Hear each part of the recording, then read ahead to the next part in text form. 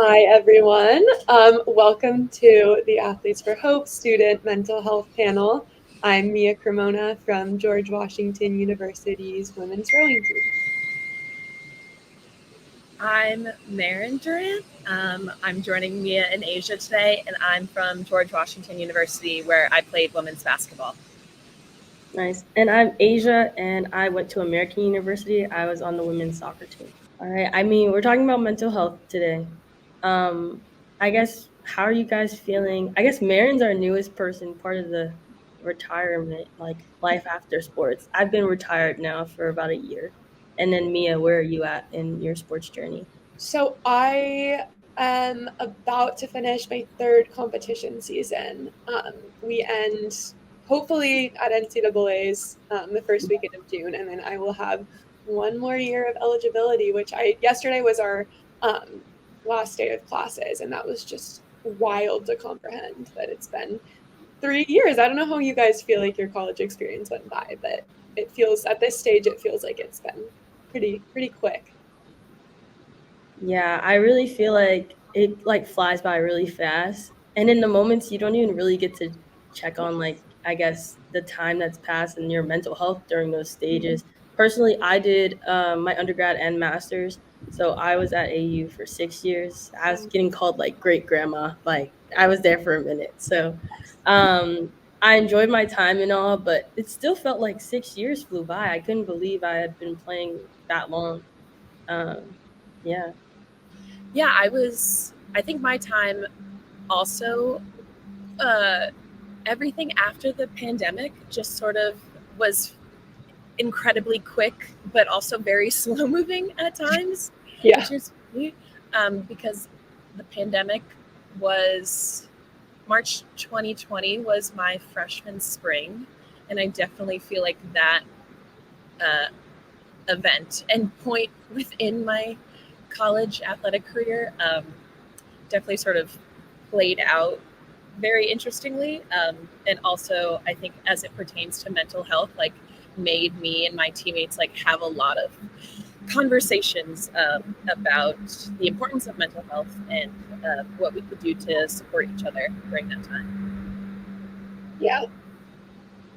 I don't know. I think just reflecting back on, the past couple years of like college sports, I think I've learned so much about myself and my mental health. And it's filled with, there's so many like high highs and like low lows that I think it really goes to show that progress in the mental health space like is not linear at all. And I think it's really about like constantly learning and like introspection and reflection that kind of allows you to celebrate those small wins. And just like for me, I look back and my mindset around sports has changed so much. And I think that's a really beautiful thing. And I'm at the place where I wish I could just like you know help all of my teammates and people who are struggling like see that.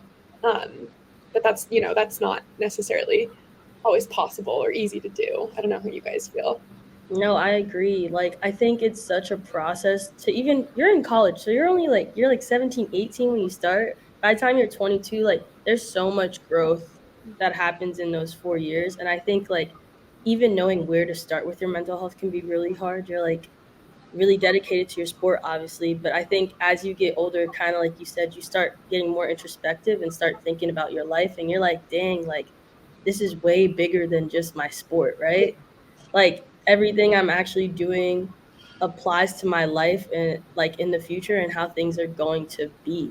Maybe even that goes down to like your outlook on different things that happen to you in college or like resilience, how you deal with how you bounce back from stuff and how do you help those build those people around you. Like as a person who's a year out now, I'd say like I look at like soccer so differently. Like all the moments that obviously mattered, like wins and losses, were great. But when I think about like now, the wins and losses don't matter in the same way, right? It's like how do I how do I preserve my peace and also help bring peace to other people so that they feel like they can be their most productive or like best self in whatever space they're in.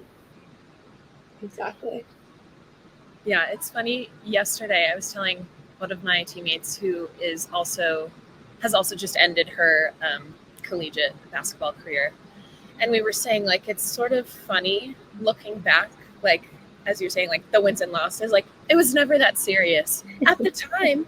That like buy-in and having sports sort of be like them like a focal point in your identity and your behavior, like day to day, is like a good thing because it allows you to contribute to the team and feel like you're a part of something bigger. But then I also think that's a double-edged sword because oftentimes, myself and my teammates included, I feel the boundaries of like sports is my life, but also are there other things to me? Am I doing other things? Like that balance was sort of a tough act to um, maintain because I think I don't know, it's really tricky.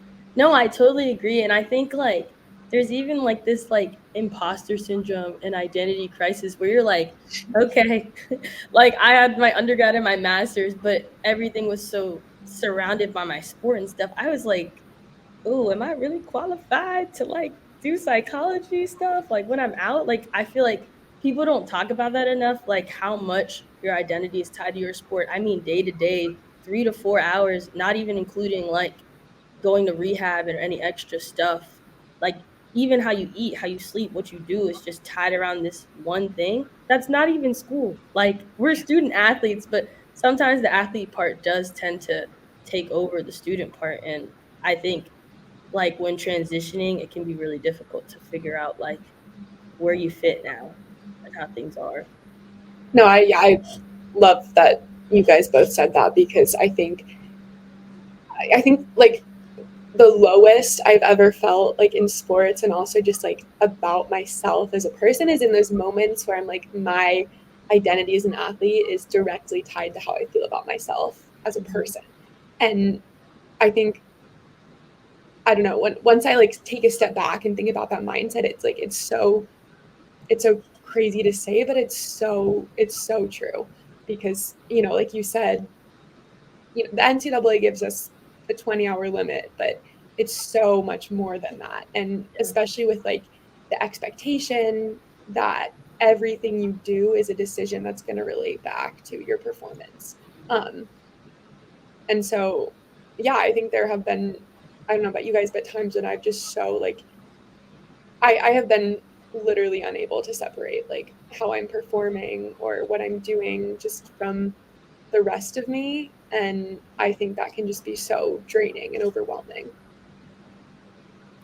Yeah, I think I definitely wasn't able to separate the two until probably my senior year. Um, and I mean, even still, I think this past year, I totally had times where, okay, if I'm like not putting up X amount of numbers, or what does my playing time look like, or okay, I had a really bad practice today, like being able to recognize those sort of like gut reactions to things that are going on, and then knowing, or now I think at least I have the capabilities to sort of like step away, look at it from a bigger perspective. Mm-hmm. But it's really hard. It's so much easier said than done. But I think when you're able to do that, things definitely get a lot um, easier to manage when it comes to like reacting to all the highs and lows that come within a season, within a career. So Yeah, I guess on that too, like, how do you guys think it was at your universities in terms of like having spaces to talk about these things, or like, I don't know, if you needed any help with like mental health things, was it easy to find resources? I know you guys go to the same school, so but you might have different experiences on that. Yeah, I don't know. I think what I've realized is like I don't know if I've ever had like a space where I can like explicitly talk about mental health because especially freshman year it was, you know, that's a big adjustment. And I would always talk with my teammates all the time about, you know, we're so drained and we feel exhausted and like we don't know how we signed up for this and how we're going to keep doing it. But I don't think it was like ever explicitly a conversation about like mental health. You know, it was like, I cried on the water today. And when I look back at that, I'm like, oh, I was probably having like a panic attack. And so I think I, with my mental health, have kind of had to find spaces like outside of sports explicitly to kind of seek that help, not to the fault of like my athletic department. I just, you know, for me, it was always easier to be like, I'm going to find a therapist, and, or like, I want to talk to a psychiatrist about the way I'm feeling. Because I think sometimes, I mean, for me too, especially, like, it's important to have boundaries with your sport. And, you know, because I've always felt, you know, my whole social life is tied to my teammates, which is awesome. But then it just, you know, it's like this echo chamber and pressure cooker. And our athletic department at GW, we recently just got someone who is like specifically there to work with athletes on their mental health. And I haven't gotten to talk to him yet, but, you know, I think even just the presence of that is inspiring more conversations about the specific mental health side of things and being able to name that. Yeah, my freshman year as well, but well, I was at a different school, but that was such a shock to the system for me. Yeah. Just in terms of getting acclimated to the lifestyle and what it's like, and there's all this pressure. So that was like the first time that I sought out a sports psychologist that was accessible, like through my athletics department, which was great. And I think that certainly opened the door for me feeling comfortable, not only to talk about it, but to talk to my teammates about it. Like, oh, well, I got this resource. It really helped. Like, I think it could help you with like maybe something that you're struggling with.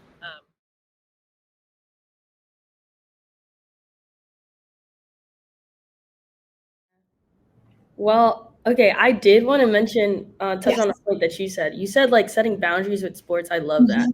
Yes. I think it's really hard to set boundaries and trying to find people outside of your sport. I think that was one thing I thought about, like, from the moment I got to AU. Like, I was like, I can't, like, after preseason, we were just together for so long, like, because for soccer, at least, we start in August, and then you're there for like a month with nobody else but your team. And then after that, obviously, competitions and stuff, but you just spend so much time with your team. I feel like whatever the energy of the team at that time is what you're feeling. It's like if everyone's down and depressed, like you're down and depressed too. Yes. And so, like, I totally get that. Sometimes you're like, I gotta step away. Like, I need to find something else. Hey, Maren. Hey, Maren. Okay, we're back. Oh, great. Okay, we're back. Okay, cool. But I guess I wanted you to finish what you said. You were at like a profound moment and then you froze. I was like, And then you froze. ah. Of course, right on cue. But I if think, you remember it. yeah, I think what I was saying is once I started to talk more about mental health in my own life, and also with my teammates, like it sort of merged its way over into my like academic interests, and now it just feels like a really big like topic in my life. And I feel like as a result, like I think I could talk to anyone about mental health if they'd be willing to talk about it. But I think that's a skill that not a lot of people, unfortunately, are still able to do just because of the stigma that's still present. Yeah. I think it's really hard, especially with athletes. And sometimes I feel like I, I don't know, like I am a stronger voice, like amongst my friends about talking about mental health. Like I'm very open about like going to therapy and like taking medication. But I also think like there is like an internalized stigma in that, because sometimes, you know, I see like, well, my friends aren't doing that. And to me, I don't know what's going on in their head, but they're functioning fine and they're athletes and they're performing. And so I think like that is something that I'm still on my journey of like reconciling with, is just like the stigma and the conversation. Yeah, and I think Maren, when you left, we were kind of talking about how like easy it is for like when you're with your team to kind of adapt in terms of like the feelings and emotions, and like kind of it's a little less individualized because if everyone's sad, like you're probably sad too about whatever's going on, or Oh yeah. everyone's up and happy, like you're also up and happy. And I think that is where it gets really hard to figure out like what feelings are yours and what feelings are the team's, because you kind of merge into like one. Yeah. No, I agree. I think that's like if I could, I don't regret like any part of my college experience, but if I could go back and tell myself something, it's like find those outlets and those people that are outside of your sport. And I'm just at a point where I'm like, I know what my interests and my passions are. And like, I know, who I am and who I want to be outside of rowing. But that might have been like not a needlessly difficult journey because I think everything happens for a reason. And I, have gotten to the point where I know that now. But yeah, it's just, when you're constantly in that environment and it's like even I'll go out to dinner with my teammates and we're still talking about what happened at practice today. I think that can be just so draining and depleting and exhausting. Yeah, like you got to get out. You got to get out somehow. You still have a year left, so you have time. Mary, Yes, you still have a semester, so and it's gonna be a different semester for you, I know, because not having basketball this one, but it's gonna be so cool to get to know like other people and other interests. Again, as a person who's like a year out, I my sophomore year had broke my ankle, and so like there was just no way I was gonna just let myself be like in the environment fully around soccer if I didn't have to be, because it was just so depressing. Like, I feel like everyone's had a moment sitting on the sidelines, and I was out for about a year, had 2 surgeries. So like I joined an a cappella group, and I used to sing like in high school and stuff, and I was like, this is a little weird and quirky or whatever. Like nobody on my team kind of did that kind of thing except one person. Shout out my friend Jules if she sees this. She actually helped me like do that. But I did that and I was like, okay, this is definitely a different group of people from athletes. But I really enjoyed like getting to know them and just being in a different space that like reminded me that okay, this part of my life kind of like isn't going well, but it doesn't mean that everything has to like be in shambles, Like these people here were like more positive, picking up the environment for my life. So like I don't know, it really helped me cope a lot and have people to talk to outside of like what's going on with the team and our wins and losses and stuff like that. Totally. I think the most frequent advice that I give to people who are still in college athletics is finding a group of people or any sort of outlet really outside of it, because I had a similar thing of Mia, you said this earlier, like it's really like an echo chamber and it's everywhere, especially when it's like, okay, we're living together, we're eating together, we're sleeping in the same areas, we're going to practice, we're doing AT. Like maybe the only time I didn't see most of my teammates was in class. And other than that, like bonded at the hip, which is can be a good or can be a bad thing. And a lot of times both.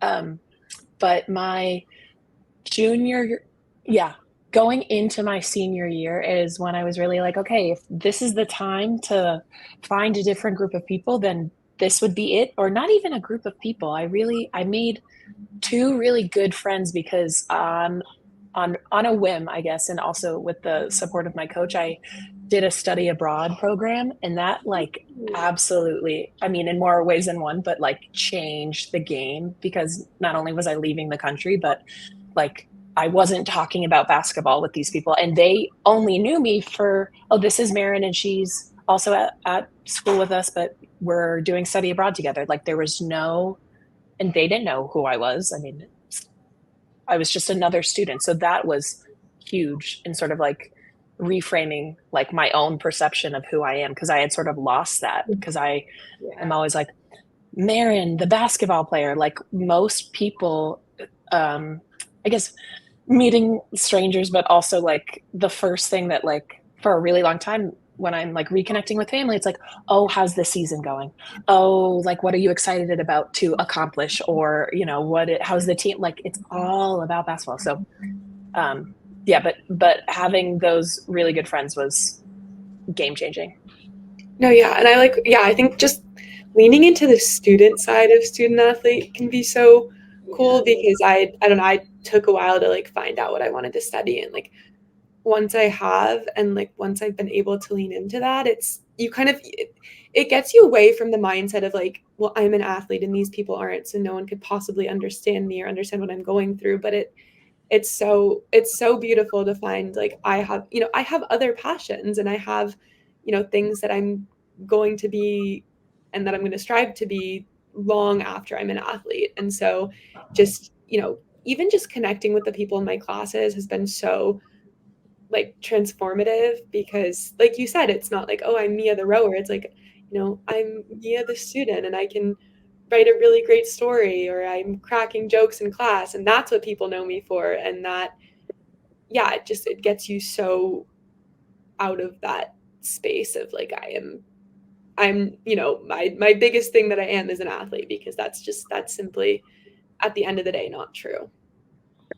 Yeah, I totally agree. And I feel like this is like a common problem that so many athletes face. And I feel like there's two sides to this. I think one, like you're probably a little shy. You're like, oof, like I don't know if you guys felt that way, but I was like, ooh, like everyone just knows me as the athlete. So how can I be more than that to them? Like we literally walk around with the brand on our chest, the bag on. As soon as anyone sees the little Powerade or Gatorade water bottle, they're like, ah, that's an athlete right there. So I feel like it's even hard for other people to even see you outside of that mold, and like being comfortable with stepping outside that mold or trying to can be really intimidating. So I want to acknowledge that too. Like it can be really hard to do that, but I feel like you have all the skills after being an athlete to like step outside and at least try to like, step out of the comfort and meet new people and see new things.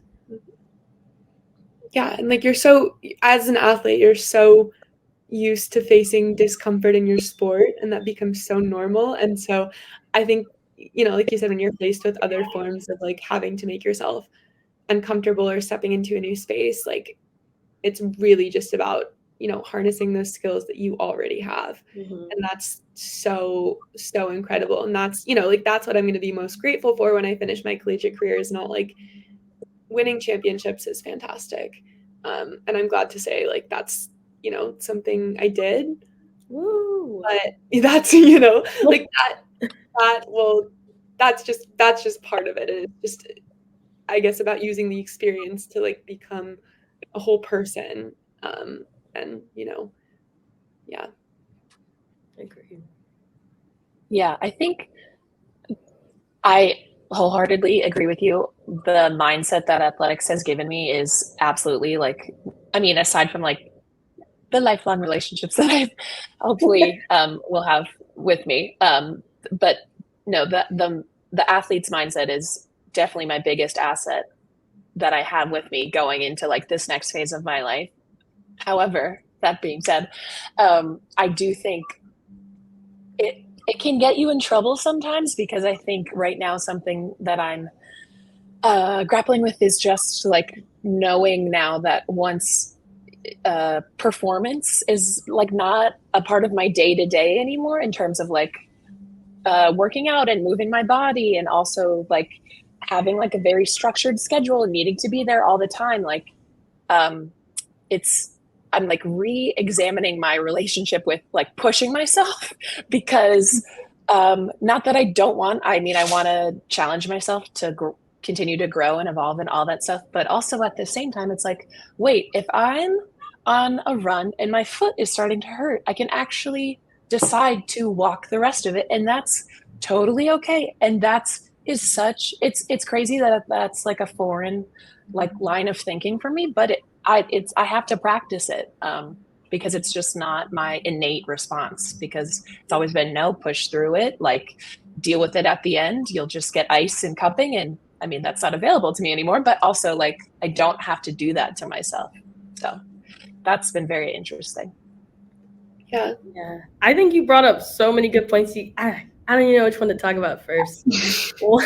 One part that I do think is like pushing yourself, like post being an athlete, is so hard. Both on the side of knowing when to stop and like actually listen to your body, or knowing when you should actually like push again. you know, because it's less, I feel like, especially for all of us here, we're in more team sports. So like this is the first time in your life that it's very individual and everything's kind of up to you, and you're just like, what the hell is happening? Like who's the coach that's gonna call me and be like, where are you? What's going on? Like it's really all ownership on you. And I think that could be really scary. I mean, shoot, my first year out, I was terrified. I was like, I like the leeway of creating your own structure, right? But at the same time, like figuring out like what's enough, what's not enough is now solely up to you. Like it's not a workout plan built ahead of time. And that can be really hard to know what your body needs after not listening to it for so long, you know? And surprise when this will happen, but your body will age. I feel like in a year, my knees hurt a little bit more. I feel my ankles a little bit more and stuff like that. And so like that's when you really want to listen to your body and like realize that like you don't have to do that anymore, you know? Like you can actually like your biggest asset I think in life in general is going to be listening to your body as you age and still want to be active and stuff. So that's just my little tidbit. I felt personally I had to say that. No, exactly. It's the pushing, yeah, the pushing through mindset can be like so dangerous because it applies to your body and then it also applies to your mind and just what you're able to do. And I'm still in the phase of my life where I am like, go, go, go. And everything you do is like, the purpose of like striving for an accomplishment or a goal or doing something. And I remember last summer after my sophomore year, I stayed in DC to do an internship, which was fantastic. But we'd gone to the NCAA championships, and then I came back and I had like 6 days here to like do nothing, and that was really hard. And then at the end of the summer, I had like a week and a half where I got to go home to Oregon, and I just remember like breaking down to my mom, being like, I have done so much this year and accomplished so much on paper, but it's exhausting, and I haven't, had a break or any time to myself. And I don't know. And then some part of me was like, well, I still haven't done enough and I still need to do more. And so I think that's something that I definitely know I will have to work on, like breaking out of, because it can be such a cycle, especially because we're taught that we're always striving for something more. Like you can, I can pull a great time on the rowing machine, and then I stop and I immediately think of, okay, well, next time I need to drop X seconds. Or we finished, first in a race, but next time we want to do it by more. And so I think that's something for me that has really carried over to other aspects of my life. And, it can be positive to an extent, but beyond that, it becomes so detrimental. Yeah, totally agree. Yeah, I think it's funny too with like productivity as athletes. Like we're always striving for more. As you said, we're always trying to do the next thing to like stay ahead, stay on top of it. So like sitting around and like purposely not doing anything or like taking rest is also really hard because it just doesn't feel like the right thing to do, even though rest is so important in order to, first of all, like be a healthy human, but then also like be a healthy athlete. But it can be a really hard mindset to shake. Yeah, it literally feels criminal. Like you guys ever had like optional workouts and you're like, no way that's optional. You're like, I definitely have to go. Yep. Yeah. Totally. So I get that. Yeah. Oh, one more topic that you said, Maren, you said this great. You were talking about not having, and you glossed over it, but I was like, this is something I think about on a regular basis. Not having the same access to like rehab and like physical, I guess, yeah, rehab stuff, rehab equipment. That can be really hard in a transition in general. Like not having access to people that are going to take care of you because your mind and body are so connected. If your body's not feeling well, your mind's kind of not in the right space either.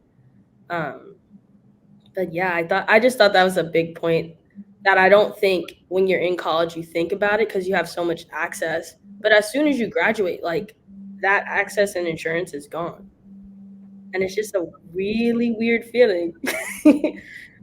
Oh my gosh. Yeah. Well, it's funny because I think now that I'm only a couple of weeks away from it, you realize to a certain extent, like as a student athlete, like there are so many things available to you. And it's really just like, what are you using with your X amount of free time in the day? Because that's your own choice and you should use it how you want to, because whatever is going to help you, like as an individual, is good. But then stepping away, it's like, oh my gosh, okay, so I had a physical trainer who like knew the ins and outs of like my medical history and also was like, I could text in 15 minutes and then like get treatment, gone.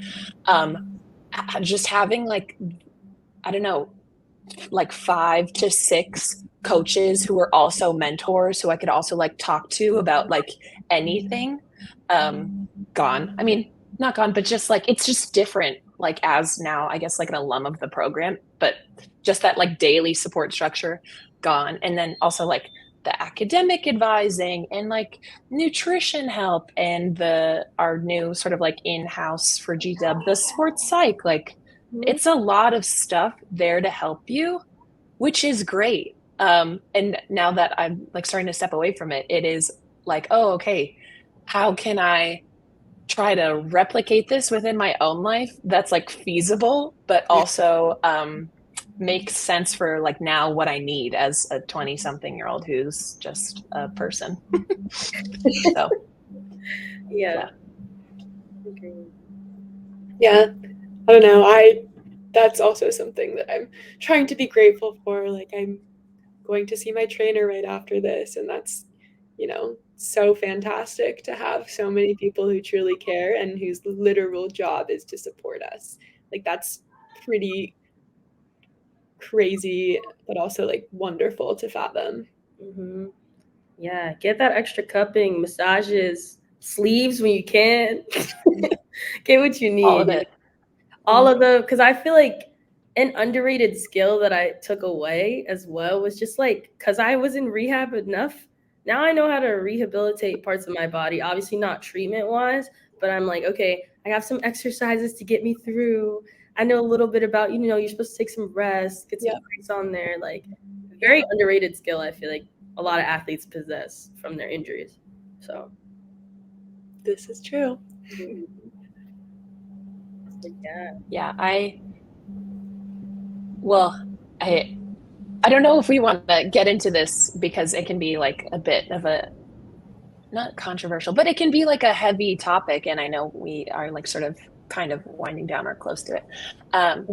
But I think something that like comes up when I think about like student athlete mental health, like is injury and how people deal with it, how it affects their sort of life as an athlete and then life as a student and who's around to support them.